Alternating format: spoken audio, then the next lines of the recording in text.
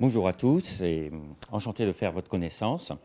Donc nous allons parler aujourd'hui de la voie du fou, enfin plutôt du fou et du mercure des alchimistes. Alors j'ai regardé, il y avait en effet dans des traditions autres qu'alchimiques, on voit des histoires de voie du fou, que ce soit des fois chez les chamans amérindiens, mais aussi chez les soufis, et y compris aussi chez des bouddhistes. Hein, la voie du fou, la voie du moine fou. Bon, tout cela pour une introduction qui n'a absolument apparemment rien à voir, puisque nous allons parler d'alchimie.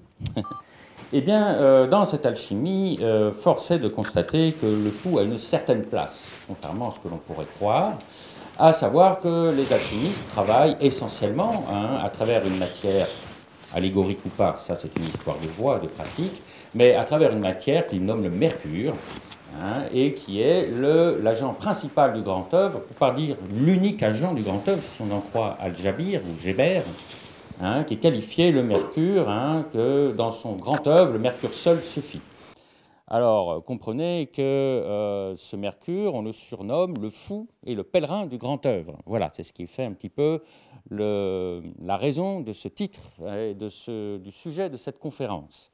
Alors, justement, j'en ai profité, puisque nous sommes à Bourges, qui est pour moi carrément la capitale de l'alchimie en France. C'est vraiment, c'est la Mecque. Alors, il y a d'autres endroits, mais quand même, Bourges, une petite ville qui concentre autant de symboles hermétiques, est extraordinaire pour cela. Et voilà notre fou représenté dans la devanture de l'hôtel L'Allemand.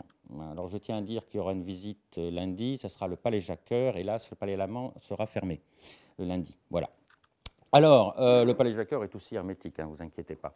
Alors, je tenais à dire que de toute façon, qu'est-ce que l'alchimie déjà? Alors, il y a plusieurs versions, il y a plusieurs visions, je dirais, de l'alchimie, qui ne sont pas spécialement contradictoires, d'ailleurs, qui peuvent être complémentaires, entre de la pratique au labo au système dit philosophal, voire même mystique, puisqu'il y a une mystique alchimique.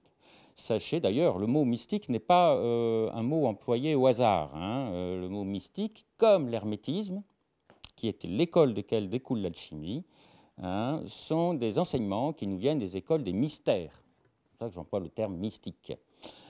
Ces écoles des mystères qui existaient non seulement en Inde, qui existaient en Grèce, comme par exemple les mystères d'Élusis ou les mystères d'Isis en Égypte, eh bien, sachez qu'à une période bien précise dans l'Antiquité, la Grèce a été le croisement de ces enseignements des écoles des mystères de différentes cultures, religions et horizons. Alors, on parle souvent de l'Égypte, sachez qu'il y a aussi une école qui nous est venue d'Inde, puisque cela est raconté d'une manière allégorique, par exemple dans le conte de Dionysos, où il est raconté que Dionysos est parti faire la guerre en Inde, et de retour de l'Inde, il nous a ramené ses initiations, ses mystères bacchanales. Donc ce n'est ni plus ni moins l'apport, la mention d'un apport d'une voie, d'une école qui nous est venue de l'Inde, de l'Orient, à savoir les tantristes, qui travaillent aussi en alchimie. Et cette école, d'ailleurs, perdurera, y compris avec les mystères d'Isis, en Occident, plus tard, à travers les contes courtois, les contes d'amour, contes d'amoureux, les romans de la rose, etc. Si je vous parle de cette voie, ce n'est pas pour rien, puisque nous en ferons une allusion tout à l'heure. Alors, pour en revenir à l'hermétisme, duquel se réclament les alchimistes, sachez, sont avant tout des hermétistes, eh bien, il se réclame de ce nom à travers Hermès. Alors, Hermès, avant tout, il convient de voir le dieu Hermès, qui, dans le panthéon grec, a une particularité, a une place bien précise, à savoir qu'il est le messager des dieux. Alors, c'est très intéressant, parce que dans la mythologie grecque, chacun a sa place. Alors, vous avez Poséidon dans les océans, Hadès dans le monde souterrain, Zeus dans le ciel. Eh bien, Hermès a une particularité, étant le messager des dieux, il peut aller partout. Comprenez bien.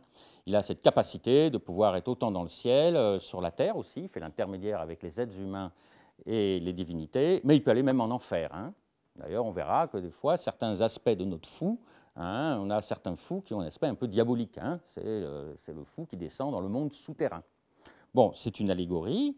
Sachez que, quand même, en tant que messager, qu'est-ce à dire? Qu'est-ce que ça veut dire, le messager des dieux? Eh bien, le messager des dieux, c'est un messager, c'est un intermédiaire, tout simplement. C'est comme un postier, un facteur, finalement. Vous avez le destinataire, l'expéditeur, et il est l'intermédiaire entre les deux. Ce que j'ai l'air de dire a l'air tout bébête, mais c'est très important, parce qu'en là en ce domaine se trouve le fondement de l'école d'Hermès et de l'hermétisme, c'est l'art des intermédiaires. Et comprenez qu'à chaque fois que vous avez affaire à un texte hermétique, a fortiori alchimique, eh bien, vous verrez, l'enseignement réel qui est donné se trouve entre les mots, entre les lignes. Plus encore, la science hermétique se trouve entre les livres, entre les auteurs, entre les époques, entre les religions, entre les cultures, entre les civilisations. Vous retrouverez toujours ce fondement, cet enseignement hermétique, hein, et je ne parle pas en vain, puisque, par exemple, nous retrouverons des alchimistes chez les soufis, hein, chez les arabes, on le retrouvera dans la Kabbale, hein, on le retrouvera aussi, évidemment, chez les chrétiens, hein, et sachez que les hermétistes ont su endosser la bure des religions ou des cultures actuelles, sans pour autant ne pas perdre le fondement de leur enseignement, hein. Et donc, cette tradition hermétique, d'ailleurs, s'est faite en grande partie, sachez, en Occident, non seulement à travers des alchimistes au laboratoire, mais aussi à travers de ce qu'on appelait des pèlerins, des voyageurs, hein, et des fous de roi, par exemple, des ménestrels, des bouffons, hein, qui étaient les porteurs, hein, de ce qu'on appelle la langue kabbalistique ou le langage hermétique, hein, des oiseaux, par exemple. Eh bien, le langage des oiseaux, la kabbale hermétique, est un langage double, hein, qui se lit entre les lignes, entre les mots, qui est porteur de cet enseignement hermétique, universel. Voilà, c'est très important, et je tiens à préciser que quand même, hein, le dieu Hermès, hein, eh bien, chez les Romains, c'est Mercure, hein, le messager des dieux. Vous comprenez maintenant pourquoi les alchimistes attachent une telle importance à leur Mercure, qui est l'agent principal de l'œuvre, qui va accompagner l'œuvre du début à la fin, hein, des opérations. Et même si on en croit Al-Jabir, le mercure seul suffit, parce que, évidemment, il possède en son sein le soufre et le sel, qui sont les deux autres composants, mais le mercure seul suffit, puisque c'est lui l'agent intermédiaire. Hein. Comprenez, c'est lui aussi qui fait l'intermédiaire entre le ciel et la terre, hein, entre l'esprit et la matière. Voilà. Alors, sachez qu'en alchimie, ce mercure, on l'appelle le pèlerin et le fou du grand œuvre, hein, comme je vous le disais tout à l'heure, à cause de, nous dit-on, son inconstance et son extrême volatilité. Alors, vous voyez déjà, quand je vous dis, hein, Mercure, c'est Hermès, hein, tout simplement. Donc, quand les alchimistes vous disent qu'ils utilisent le mercure, hein, ils en font leur premier agent, ils tiennent à signaler par là qu'ils sont avant tout des hermétistes. Voilà, ça, c'est très important à signaler. Et que donc, par ailleurs, leurs écrits sont hermétiques, à savoir qu'ils se trouvent entre les lignes, entre les mots. Ce sont des écrits intermédiaires et que c'est une science universelle. Voilà donc notre fou, hein, que l'on retrouve devant l'hôtel L'Allemand.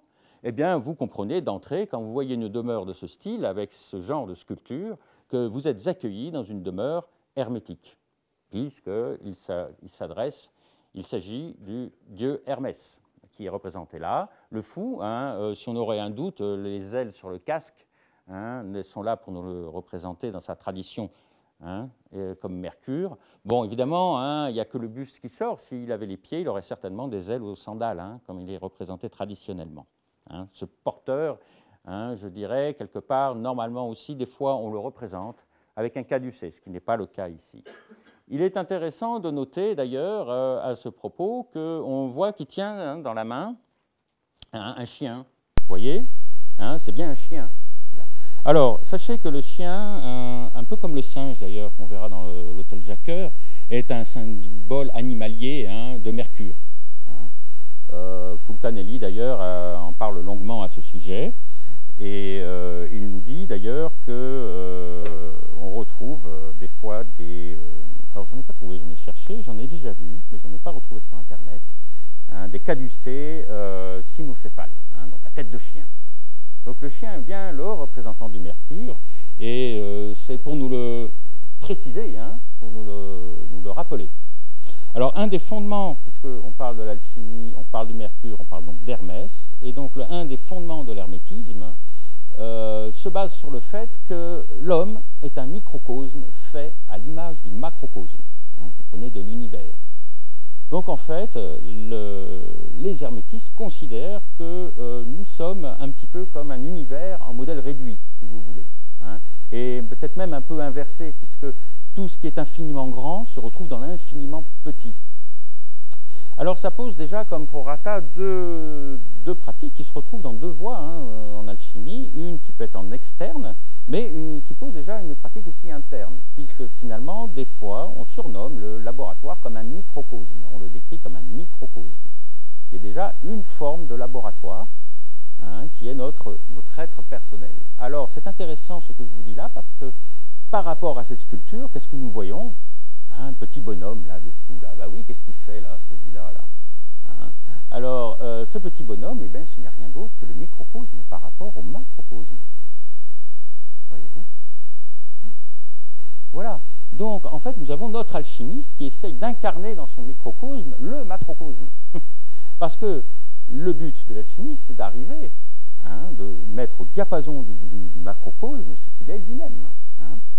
Alors, une autre image est intéressante, c'est que Fulcanelli nous dit par rapport au mercure, il dit qu'on l'appelle le fou du grand œuvre, à cause de sa racine étymologique de vieux français, de folle folis, qui signifierait le terme soufflet. Alors, il est vrai qu'effectivement, d'ailleurs, Jean de La Fontaine a fait un poème là-dessus avec les fous et leurs soufflets, et que Fulcanelli nous mentionne d'ailleurs une représentation du fou dans l'almanach de Verneau, où on le voit en effet assis en tailleur avec un soufflet caché derrière dans le dos. Alors ce terme de soufflet est très intéressant parce que si on se ramène à l'étymologie du mot souffle, eh bien ça nous ramène au mot spiritus, l'esprit, le souffle. À tel point d'ailleurs que quand on a eu des traductions de la Genèse, où il est dit par exemple que l'Esprit de Dieu se mouvait sur les eaux, il est écrit des fois un vent ou un souffle de Dieu se mouvait sur les eaux. C'est pourquoi souvent le mercure est surnommé le pèlerin, mais le fou aussi du grand œuvre, à cause de son inconstance, de sa volatilité. Alors ce terme spiritus est intéressant aussi, puisqu'il faut noter à ce propos que on le nomme comme ça esprit parce qu'on considère l'esprit, pour les alchimistes, attention, sur le plan mystique, comme quelque chose qui est invisible, insaisissable, et pourtant qui est à l'origine de toute la vie. C'est lui qui fait mouvoir les choses. Et pour donner un peu une bonne image, on n'arrive pas des fois à voir le vent, mais on en voit ses effets à travers les arbres qui vont bouger, à travers les nuages qui vont se déplacer, à travers les objets qui bougent, bien qu'on ne le voit pas. Eh bien, c'est un petit peu une bonne allégorie sur l'image même du souffle et du vent. Alors, il est intéressant donc de traduire un petit peu cette image et de se dire, finalement, là, on a le grand homme et le petit homme, qui sont le symbole un petit peu du macrocosme et du microcosme. On vient de voir qu'il s'agit d'Hermès, et donc du fou, du grand œuvre, donc du souffle, et donc de l'esprit. Et comme le macrocosme représente l'univers, si je puis me permettre, c'est l'image de l'esprit universel que vous avez là. Donc notre alchimiste est porteur de l'esprit universel. Vous voyez bien qu'il est dessous. Je dirais même qu'il est poussé par l'esprit universel. Et certains alchimistes vous diraient même qu'il essaye certainement de le capturer, cet esprit universel, dans son outil, dans sa main. Voyez-vous. Alors vous me direz, bon d'accord, encore un petit mot d'ailleurs à propos de, je dirais, de ce chien-là que l'on voit sous le bras. S'il est le symbole de Mercure, le chien est aussi le symbole du feu parfois, de la chaleur, puisqu'il a donné son nom à la canicule, du latin canis. Donc voilà, on peut se demander un petit peu si on a le Mercure qui porte la chaleur, comprenez, la vie. Donc le souffle est porteur de vie. Voilà. Alors voilà pour cette interprétation. Que dire encore? Eh bien, une petite chose aussi étonnante, c'est que ce fou, il a vraiment un peu une allure de fou, il est peut-être comme ça et tout, il tient un chien. Qui est important, c'est qu'on le retrouve aussi avec une langue. Il tient comme ça entre la bouche. Alors évidemment, rien n'est fait au hasard dans la symbolique hermétique. C'est un langage très profond avec plusieurs sens. Et ce que l'on peut dire d'entrée, c'est que c'est peut-être une voix qui est mentionnée là. Donc d'abord, il s'agit de la langue. Donc en fait, qu'est-ce qu'on est en train de nous dire? C'est que dans cette entrée, dans l'hôtel Lallemand, vous avez affaire, il utilise la langue, ce qu'on appelle la langue des oiseaux, la langue subtile, la langue de l'esprit, la langue spirituelle, mais il s'agit aussi d'un langage hermétique. Donc on vous avertit charitablement que tout ce que vous allez rencontrer dans cet hôtel est d'ordre codé, hein, et que c'est un livre vivant, c'est un livre parlant. Plus encore, hein, on peut retrouver quelque part, hein, tous les hermétistes sont porteurs du langage des oiseaux, hein, ce qu'on appelle la cabale hermétique. Hein, donc plus encore, on sait que notre fou est porteur de ce langage. Alors sachez que quand on parle de langue sur le plan initiatique, mystique, on va bien au-delà du simple langage, hein, de l'anglais, du français ou autre. Il s'agit de la langue universelle, hein, plus connue sous le terme de cabale hermétique ou de langue des oiseaux. Et comprenez que les alchimistes employaient des fois le terme de langue vive, langue vivante. Hein. Alors on retrouve, hein, chez d'autres hermétistes chrétiens, hein, enfin qui n'étaient pas encore chrétiens à l'époque, hein, mais par exemple Saint Jean, hein, dans ses évangiles, hein, il nous parle du verbe. Donc on voit qu'il s'agit d'une voix particulière. Il y a une voix, hein, qu'on appelle la voix, la cabale hermétique pour les hermétistes ou les alchimistes, mais il y a une voix de personnes qui suivent la voix du verbe. Et si on se fie à Saint Jean, le verbe n'est pas du tout celui que je suis en train de parler là. Hein. Le verbe est quelque chose de beaucoup plus profond, puisque Saint Jean le décrit comme étant la lumière du monde. Et il nous dit, la lumière est venue dans le monde ne l'a pas reconnue. Qu'est-ce à dire? Ça veut dire que c'est une lumière invisible, puisque le monde ne l'a pas reconnue. Comprenez-vous? Donc c'est une langue cachée, occulte. C'est un langage occulte. Hein. C'est pour ça que je dis c'est entre les mots, derrière les lignes, hein, qu'il faut chercher. Qu'est-ce qui est intéressant encore à dire, hein, c'est que derrière cette langue occulte, eh bien, c'est une lumière, véritablement. Même si ça ne s'aborde pas spécialement avec les yeux, peut-être plutôt avec les oreilles, avec l'entendement. Comprenez-vous? Voilà pourquoi c'est une langue, un verbe, cette lumière du monde. On dit qu'elle est à l'origine de la création. Ce que tous les alchimistes, souvent, les traités d'alchimistes, nous disent dans leur cosmogonie qu'à l'origine, il y avait un fluide universel, un océan cosmique, hein, qu'ils décrivent comme une lumière. Hein, ils l'appellent leur vaste mer, ou l'eau permanente, hein, pour parler par exemple de termes alchimiques qui parlent de quoi? Pourquoi permanente, l'eau permanente? Tout simplement, c'est une lumière qui échappe à l'espace-temps, donc au temps, donc elle est éternelle. Hein, et que cette lumière, sous l'agent d'un mystérieux souffle, s'est condensée pour donner la création, la matière telle que nous la connaissons, jusqu'à la matière la plus grave, la plus inerte, qu'on appelle le règne minéral métallique. Voilà.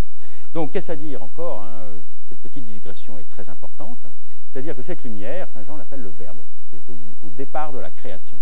Et qu'est-ce à dire encore? C'est-à-dire que pour les alchimistes, et même pour les hermétistes, surtout pour les hermétistes, toute chose que vous voyez ici-bas, de créer, même la matière la plus inerte qu'il soit, c'est-à-dire le règne minéral et métallique, est vivante.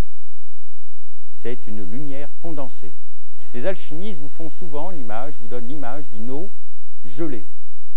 Donc un petit peu la différence que vous allez voir, par exemple, entre cet esprit, cette lumière spirituelle, hein, et la matière dense, grave, inerte, comme le minéral, eh bien, hein, c'est un peu la même différence qu'il y a entre de l'eau liquide et un glaçon. Voyez-vous? Donc toute une partie des alchimistes va consister d'essayer d'exciter, hein, ce qu'on appelle le feu secret, et d'éveiller cette eau qui est à l'intérieur des métaux et des minéraux. Bon, vous verrez aussi que beaucoup de chercheurs vont parler durant ce colloque et vont vous parler un petit peu de à travers la mémoire de la matière, à travers d'autres principes, vont vous montrer qu'effectivement cette matière est vivante. Et pour cause, puisque cette lumière ou cette langue dont parle Saint Jean, hein, il nous dit non seulement c'est la lumière du monde, c'est le Verbe, mais il dit c'est la vie. Il dit c'est la vie des hommes, il dit c'est la vérité. Bon, et c'est la vie. Donc finalement, toute chose que nous abordons, et les alchimistes, comme tous les hermétistes, considèrent que nous ne sommes pas dans un monde mort, dans un monde de cadavres, mais nous sommes bien dans un monde, y compris les chaises, les objets, les choses qui sont vivantes. Évidemment, elles ne parlent pas notre langue à nous, personnelle, humain, mais il y a une langue universelle, et cette langue est soit une vibration, une lumière, hein, et c'est un souffle, c'est une énergie. Voilà. C'est lui, ce Mercure, dont il s'agit.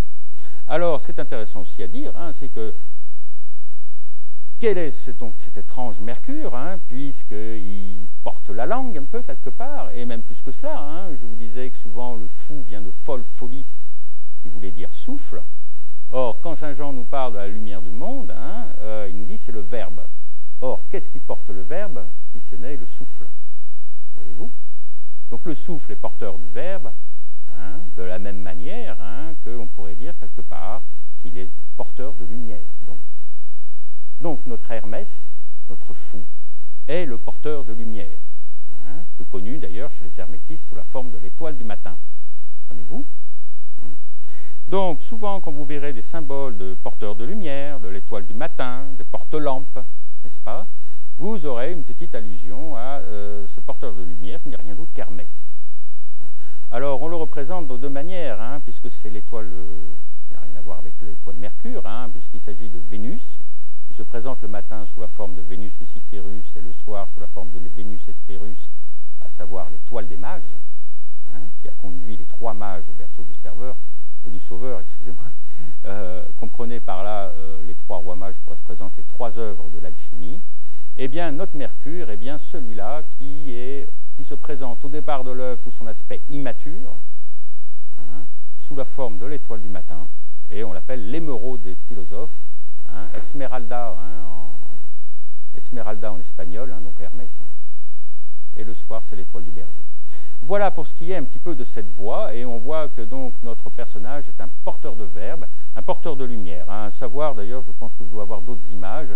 Il est intéressant quand même de noter, en alchimie, le but, un des premiers buts, va consister d'une part à connaître ce mercure, qui est très mystérieux en alchimie, hein, le mercure commun, et c'est une des choses qui n'est jamais nommée, la matière secrète, hein, ainsi que son feu. Deux choses ne sont jamais révélées en alchimie.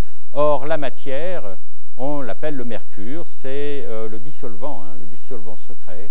Et sachez que c'est pour ça qu'on le retrouve dans le tarot à travers le mat, hein, ou le fou. Et dans le tarot, c'est lui, ce mercure un peu inconnu, qui n'est jamais révélé. Je vais vous le montrer. Voilà donc notre mat. Sachez que c'est l'arcane sans nombre. Comme vous voyez, il est encore avec son chien, hein, qui le pousse. Hein. Alors, il est intéressant, hein, c'est une arcane qui est complètement à part du jeu. Eh bien, forcément, il a une place d'honneur puisqu'il n'a pas de nombre. Alors, certains vous le mettent avant et certains vous le mettent après. Or, sachez qu'il est ni l'un ni l'autre, il est autant avant qu'après, c'est-à-dire avant, il représente l'être inconstant et primitif qui, poussé par ses bas instincts, ici le chien, hein, marche sans regarder où il va. Hein. Donc, certains le représentent d'ailleurs au bord d'un précipice. D'autres vous diront qu'à la fin du tarot, il arrive et c'est l'initié, l'être, l'adepte accompli, qui est libéré de toutes entraves, marche avec une foi absolue en la providence divine et libre de toute entrave, hein, voyez-vous. Parce que justement, un des symboles de l'esprit, et tel qu'il est représenté par le vent, l'air, hein, c'est justement la liberté. Et c'est une des quêtes, hein, de la voie principale du fou, c'est de retrouver la liberté de notre esprit à nous. Voilà. Hein. Alors, ce travail ne pourra se faire qu'à travers un grand œuvre, hein, qui généralement est basé sur une des opérations de base, si on en croit Fulcanelli, qui est basée sur l'artifice secret, hein, qui permet de passer du mercure commun, vil, méprisable, pour certains, représenté par le serpent, traditionnellement, par la lune, au mercure philosophique, représenté par un ange, par l'étoile, par la Vierge ailée, hein, et des fois par la colombe. Hein. Et sachez que ce passage se fait par une autre opération qui n'est jamais révélée non plus, qu'on appelle l'artifice secret, ou les 7 teintures. Hein. Donc je n'y entrerai pas en détail dessus, mais certains emploient le terme de faire voler les aigles, etc. Et l'obtention de ce mercure philosophique, hein, ce tour de main, ce secret, eh bien, sachez que cette opération est réitérée 3 fois, si on en croit Fulcanelli à travers son dé, 3 fois 7, qui nous donne 21 opérations. On a bien donc notre matière secrète et les 21 opérations, les 3 réitérations de l'artifice secret, qui sont mentionnées à travers les 21 arcanes numérotées. Voilà. Hein. Ah, sachez que quand même, malgré tout, je pense que c'est... Tu me dis, hein, quelle heure il est là? Ça va? Je suis dans les temps? C'est bien. Alors... je vais un peu vite parce qu'on est très nombreux, alors ça va être super, ça va être un super colloque. Alors voilà, donc un autre passage où on va voir ce même mercure un peu plus mûr, hein, voilà, hein, l'ermite, hein, et bien voilà l'autre pèlerin, c'est-à-dire c'est le même, à part qu'il est un peu dans une direction un peu différente, hein, Et là, c'est une des opérations en alchimie qui est très difficile, où il faudra, ou ce qu'on appelle, c'est bien beau d'avoir, par exemple, des élans spirituels volatilisés. Moi, je parle en voie interne, hein, parce qu'il y a beaucoup d'autres travaux en voie externe qui ont montré des choses extraordinaires, mais il y a une correspondance. Ce que je voulais dire par là, c'est que souvent, le problème du mercure philosophique qu'on représente par l'ange, alors, c'est très intéressant ce symbole, parce que sachez que ange vient du mot angelo, ou angelo en grec, qui veut dire messager. Ah, encore notre Hermès, vous voyez, hein. Donc Hermès, c'est le patron des anges. Hein. Et donc, cet ange, le problème, c'est qu'il est trop volatile. Donc, une deuxième partie de l'œuvre va consister à coaguler le subtil, hein, le densifier, le cristalliser. Hein. Certains représenteront un serpent crucifié, hein, comme Flamel, par exemple. Hein, d'autres, le caducée d'Hermès, etc. Et donc, vous voyez, là, on voit notre même Hermès, hein, qui, à un moment de stade de l'œuvre, est bien cristallisé. Hein. D'ailleurs, c'est là, l'ermite représente souvent le signe du Capricorne. Hein, nous sommes dans l'entrée de l'hiver. C'est une allusion aussi à, je dirais, l'hiver, c'est tout ce qui gèle. Et comprenez, en alchimie, qu'on dit congeler, geler, on dit coaguler. Ça veut dire matérialiser, densifier. Voyez, donc c'est bien beau d'avoir des états, par exemple, des inspirations par le souffle de la vie, mais ce souffle, il est important de l'incarner pour qu'il fasse voir ses effets ici-bas. Hein, sinon, toutes les matières paraissent mortes, en effet, puisque cet esprit est trop subtil. Donc voilà, parce qu'un des principes des alchimistes, je vous parlais de cette lumière originaire, il est que toute chose est vivante, mais on ne le voit pas, en effet, dans la matière inerte, que ce soit les métaux, les minéraux. Et pour les alchimistes, ce n'est pas que ces matériaux soient morts, on dit leur esprit est envolé. Et en alchimie, envolé, ça veut dire sublimé, subtilisé, spiritualisé. Donc, ça veut dire que leur esprit est trop subtil. Et je vous donne un exemple, par exemple, évidemment, que si l'esprit d'une matière est trop subtil, il ne peut pas montrer ses effets, ça n'empêche pas d'être là. Et donc, une partie des opérations d'alchimie va consister à condenser ces esprits. Hein, on va déjà en commencer en soi-même. Pour moi, je parle en voie interne. Donc voilà, on voit ce vieil Hermès qui, au vieillard, hein, qui représente Saturne, et donc qui représente aussi Hermès, l'ermite, Hermès. Hein, ermite, Hermès, évidemment. Voyez-vous? Mais qui a déjà, on a réussi à coaguler. Voilà. Alors, je tiens à apporter aussi à votre attention le fait qu'il tienne une lampe à la main, et que donc ce personnage est bien Hermès, notre porteur de lumière. Il porte bien la lumière, on est bien d'accord. C'est donc un guide. Hein? C'est lui qui est passé de l'étoile du matin, Venus Luciférus, à l'étoile du soir, Vénus Hespérus. Hein? D'accord? Il est intéressant aussi que c'est une petite allusion à un autre Hermès qu'on connaît très bien chez les chrétiens, qu'on appelle Saint Christophe. Alors, Saint Christophe, hein, eh bien, Christophoros, hein, qui est littéralement, ça vient du grec Christophoros, qui littéralement veut dire porteur du Christ. Or, le Christ s'est dit lui-même, je suis la lumière du monde. Donc, Christophoros n'est rien d'autre que Phosphoros, le porteur de lumière. Il est intéressant, hein, à noter parce que ce Saint Christophe est justement mentionné, hein, dans l'autel l'Allemand, hein, où on le retrouve. Sachez que l'histoire nous raconte que Saint Christophe, qui cherchait le Christ partout après de longues pérégrinations, a trouvé un jour un vieillard durant sa quête et qui était un passeur. Hein, c'est pour ça qu'on le représentait avec une lampe comme ça. Hein, et il lui a dit, vous savez où je peux trouver le Christ? Alors le vieillard lui a dit en jeûnant, priant, puis bon, Saint Christophe c'était Ophérus, un géant. Et du coup, Ophérus lui a dit, y aurait-il pas un autre moyen de lui être plus agréable, n'est-ce pas? Alors voyant à qui il avait affaire, n'est-ce pas? Le vieillard lui dit, bon écoute, t'as qu'à me remplacer, moi je suis vieux, j'en peux plus, j'aide les gens à traverser cette rivière qui se noie très souvent. Hein? Et c'est une rivière tumultueuse. Donc qu'est-ce qu'a fait Ophérus? Ophérus a pris la place du vieillard et s'est fait passeur. C'est très important ce mot-là, passeur. Parce que l'hermétisme, c'est l'art des transmutations. Et les transmutations, c'est quoi? Passage d'un état à un autre. Donc l'art des transmutations, c'est l'art du passage. Vous vous rappelez ce que je vous disais d'Hermès? C'est un messager, c'est la science des intermédiaires. Et le passage est un intermédiaire. Hein. On le retrouvera d'ailleurs à travers la fête de Pâques, hein, dans lesquelles démarrent nos opérations, hein, quand le soleil est en bélier. Le passage, la science du passage n'est rien d'autre que l'art, la connaissance de la science des transmutations, ou l'art des métamorphoses.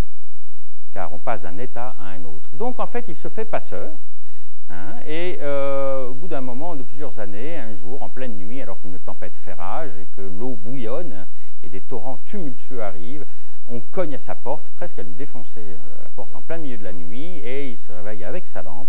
Et qu'est-ce qu'il voit? Un bébé, un enfant, qui lui dit « Fais-moi traverser la rivière ». Il le fait, et au fur et à mesure qu'il traverse cette rivière, il s'enfonce de plus en plus dans l'eau, presque à se noyer, et pourtant c'est un géant très fort. Il doit arracher un arbre pour s'en servir comme tronc, et il le dit donc à l'enfant Christ « Mais comment fais-tu? Tu pèses aussi lourd que le monde ». Et l'enfant lui dit « Non seulement je suis le monde, mais celui qui a fait le monde ». Vous comprenez là? Alors là, je ne parle pas de religiosité, de chrétienté, je parle de lumière du monde. C'est lui qui se présente comme ça, et je suis le Christ que tu cherches, et je serai ton roi, ton maître, etc. Donc, qu'est-ce à dire? C'est-à-dire qu'il a trouvé cette lumière qu'il cherchait. Et donc, il va l'aider à traverser sur ce fleuve de la vie, hein, le passage entre les deux rives, entre le monde physique et le monde spirituel. Il va réussir à le faire passer. Ainsi, il prendra le nom de Saint Christophe, Christophoros, hein, et il part après, à la suite, porter la bonne parole, la bonne nouvelle. Comprenez, il part porter le Verbe, la lumière. C'est donc un porte-lumière. Sachez qu'un des symboles de la pierre philosophale, hein, est la coupe du Graal. Or, que fait la coupe du Graal? Elle porte le sang du Christ, elle est donc porteuse de lumière. Sachez que même les apôtres ne sont rien d'autre que des hermétistes déguisés, puisqu'ils se surnommaient apôtres, veut dire ceux qui portent la bonne parole. Donc, ce sont tous des porteurs de lumière. Et sachez qu'il y a deux manières de porter la lumière. Une, comme la femme porte son enfant en son sein, c'est ce qu'on appelle coaguler, elle incarne un esprit dans son ventre. Et la deuxième, c'est quand on représente la Vierge qui porte l'enfant vers le haut, vers l'élevé, ou comme on porte une couronne ou un habit, sur soi, vers l'extérieur. C'est ce qui a donné d'ailleurs à certains alchimistes le surnom d'extracteurs de quintessence ou extracteurs de lumière. Puisqu'ils ont porté une fois la lumière en eux, ils vont la porter vers l'extérieur. Alors cette lumière peut être la connaissance, ça peut être la vie, ça peut être une énergie, une vibration, après, libre à soi, libre à chacun de trouver les supports. Mais voilà, je voulais un petit peu vous parler de tout cela. Alors je ne sais pas si on peut voir encore d'autres photos. Est-ce qu'on a encore un peu le temps, Johan, ou pas? Il faut me dire, hein, parce que là je perds souvent la notion du temps avec ces personnages bizarres là qu'on voit comme ça. Là. Voilà, alors ça, nous sommes au Palais Jacques-Cœur, et bien voilà, encore, hein, vous voyez, il joue de la cornemuse. Alors sachez souvent que quand vous voyez soit des instruments de musique, soit des musiciens, c'est une mention subtile pour nous montrer que nous sommes là dans des demeures alchimiques ou à connotation alchimique. Hein, les sciences musicales, les sciences des muses, inspiratrices, hein, comprenez. Alors lui, il joue d'un instrument particulier, hein, puisque bon, c'est un biniou, cornemuse, en tout cas un instrument à vent. Ah, voilà, encore une histoire de souffle. Hein. Et donc ce petit personnage a l'air d'être, je me demande si ce n'est pas l'animateur du grand œuvre, quelque part, hein, puisqu'il insuffle le souffle, hein, l'esprit. Alors ça, c'est d'entrée, hein, nous arrivons dans la cour de l'hôtel Jacques-Cœur, et nous entrons dans le bâtiment, et nous voyons ce petit personnage qui anime, hein, par son souffle. Alors il est intéressant de voir qu'il s'agit d'une cornemuse. Pourquoi? Parce que ce n'est pas la trompette, hein, ce n'est pas la clarinette. Il est intéressant de voir que la cornemuse fonctionne comme un soufflet. Voyez-vous, le soufflet, on l'anime, on le pousse. Donc c'est lui, hein, qui anime, qui par son propre mouvement crée le souffle. Hein, donc il fait aussi fonction de soufflet. C'est bien notre Mercure encore là. Hein, c'est bien notre Hermès, notre fou du grand œuvre, hein, qui anime toutes ces choses. Voilà. Un petit peu comme l'alchimiste qui va éclairer, je dirais chauffer, entretenir le feu dans sa cheminée. Hein, et bien de la même manière, nous avons ce petit personnage qui est l'animateur, hein, quelque part. Voilà. Alors bon, on pourrait peut-être un peu préciser d'ailleurs, hein, vous pouvez me dire oui, rien à voir, regardez à l'intérieur, vous avez un autre fou. Par exemple, quand on entre dans la salle, je crois que c'est la salle des festins, hein, de l'hôtel Jacques-Cœur, ben voilà, on a un autre fou qui est là, hein, un peu ménestrel sur les bords, il a une tête pas toujours sympathique d'ailleurs. Bon, il a des grandes oreilles, hein, comprenez, hein, les oreilles c'est lié à la sagesse, enfin à l'entendement. La sagesse c'est l'entendement. Hein. Donc voilà, hein, en voilà un qui connaît, qui entend la langue des oiseaux, hein, il la comprend. Hein. Et là par contre, il joue d'un instrument à cordes. Donc là c'est l'aspect physique de l'alchimie. Hein. C'est le toucher, le sens du toucher est lié à la matière. Donc on a les deux aspects du mercure, c'est-à-dire le mercure philosophique qui est lié à l'air, au vent, à l'esprit, spirituel, et le mercure plus matériel. Hein. Alors c'est intéressant quand Saint Jean nous dit cette lumière s'est fait chair, s'est fait matière, comprenez, c'est incarné.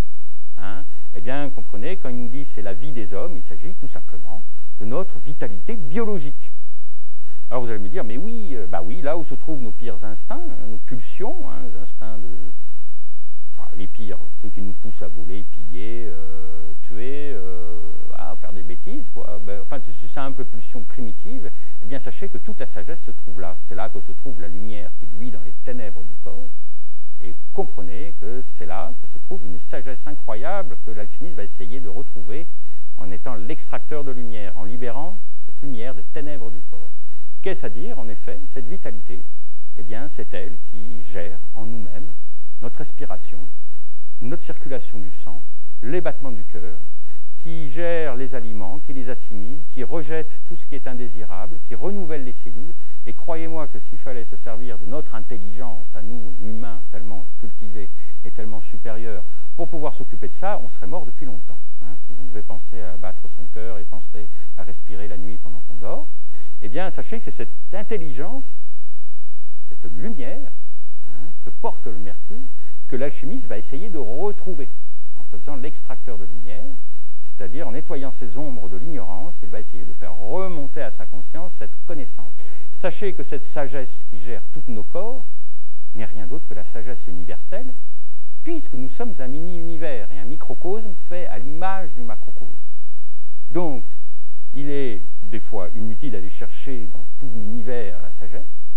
Une autre voie qu'on appelle petite voie, la voie brève, hein, ou la voie du verbe, la voie du brève. Hein, la voie brève, je fais un petit anagramme, hein, la voie du verbe consiste à chercher cette lumière perdue, égarée, ou le verbe dissimulé, hein, selon le Trévisan, à le retrouver, hein, en soi-même, puisque là, nous sommes un microcosme, et donc elle synthétise, elle est à l'image exacte, au reflet du macrocosme, et donc elle est détentrice, oui, c'est ça qu'on dit, de la sagesse et la connaissance même de l'univers.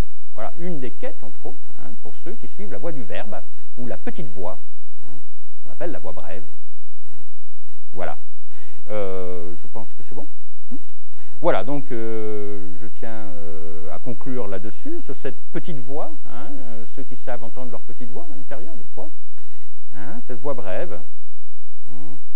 Et cette voie qui est la voie des porteurs de lumière, qui veulent chercher la lumière et extraire la lumière des ténèbres du corps. Voilà, on a le temps pour des questions. Voilà, donc si vous avez quelques questions, ça sera avec plaisir. Je vous remercie de votre présence.